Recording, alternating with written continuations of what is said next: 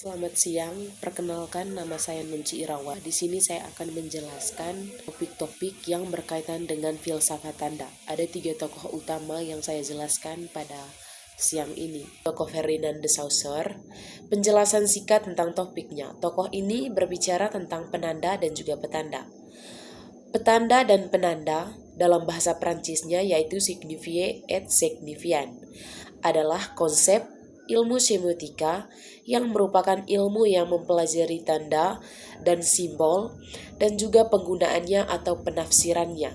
Nah, riwayat singkat dari Ferdinand de Saussure ini adalah beliau lahir pada tanggal 26 November 1857 di Geneva dan meninggalnya pada tanggal 22 Februari 1913 di umur 55 tahun. Yang berikut ulasan pemikiran topik berdasarkan dari pandangan filsuf.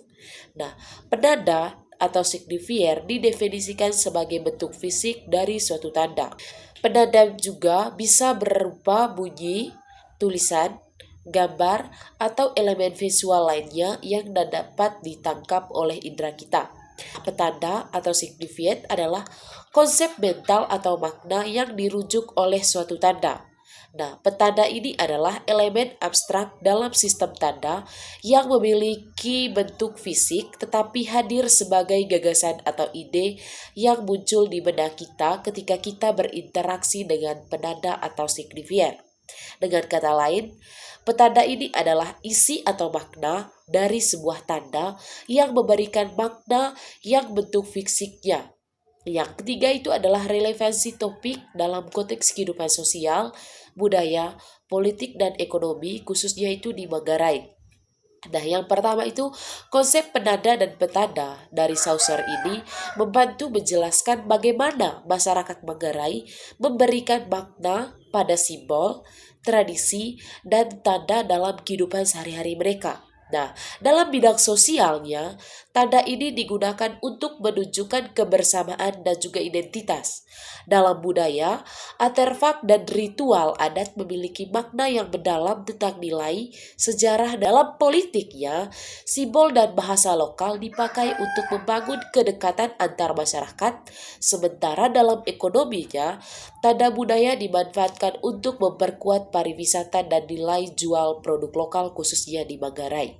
Tokoh yang kedua yaitu Charles Sanders Peirce. Penjelasan singkat tentang topik, bagi Peirce, membagi sistem tanda yang telah dimuat dalam teori segitiga yaitu tanda atau sing, acuan tanda atau objek, dan penggunaan tanda atau interpretan. Nah, riwayat singkat dari beliau adalah Charles Sanders Peirce ini lahir di Cambridge pada tahun 1839. Nah, pada tahun 1885, Peirce kuliah di Universitas Harvard. Tamatnya itu pada tahun 1889. Ia kemudian melanjutkan pendidikannya dan memperoleh gelar magister di bidang seni pada tahun 1862. Kemudian, pada tahun 1983, ia kembali memperoleh gelar sarjana di bidang kimia. Uraian pemikiran topik berdasarkan pandangan dari filsuf. Nah, Peirce membagi sistem tanda atau semiotik itu menjadi 3 unsur yang telah dimuat dalam teori segitiga yaitu tanda, acuan tanda atau objek, dan penggunaan tanda atau interpretan. Tanda merupakan suatu yang berbentuk fisik yang diterima oleh panca indera manusia dan dapat mempresentasikan hal lain di luar tanda itu sendiri.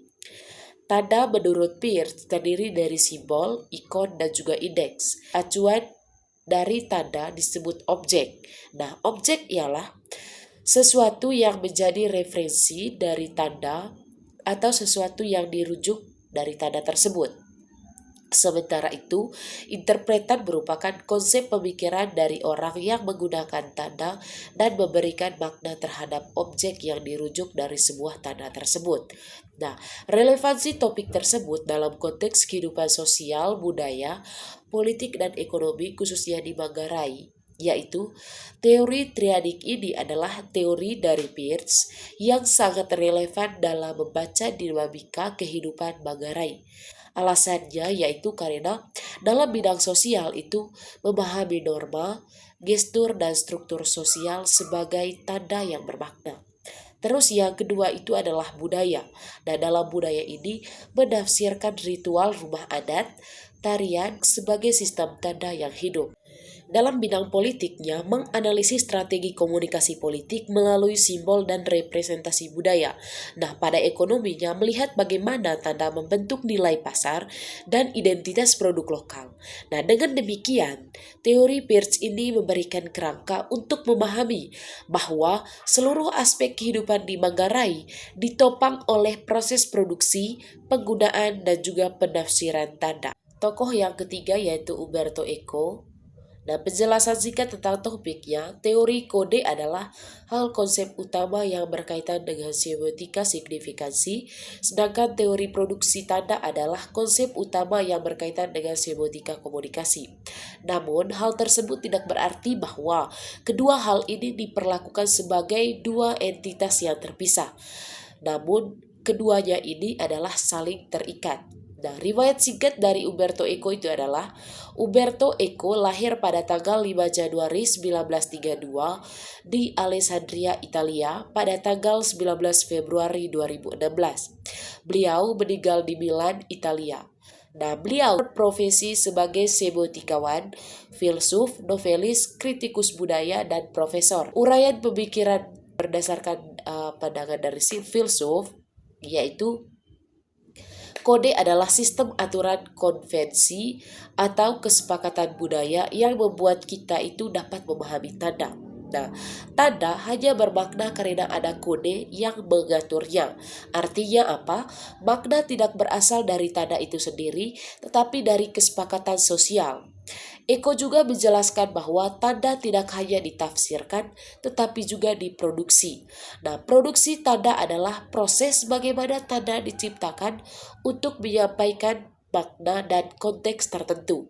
Nah, ia membedakan beberapa produksi tanda yaitu pengakuan, replikasi, substitusi, dan penemuan tanda. Tidak muncul begitu saja. Ada proses sosial, budaya, teknis yang membuatnya hadir. Nah, relevansi topik tersebut dalam konteks kehidupan sosial, budaya, politik, dan ekonomi, khususnya itu di Manggarai, yaitu teori Umberto Eco ini sangat relevan untuk Manggarai karena kehidupan sosial itu ditopang oleh kode sosial yang memberi makna pada gestur, bahasa, dan juga interaksi. Nah, budaya dipahami melalui kode adat yang mengatur ritual, simbol, dan identitas. Sementara, tradisi terus diproduksi ulang. Politik menggunakan tanda dan produksi tanda untuk membangun citra, identitas, dan komunikasi yang efektif.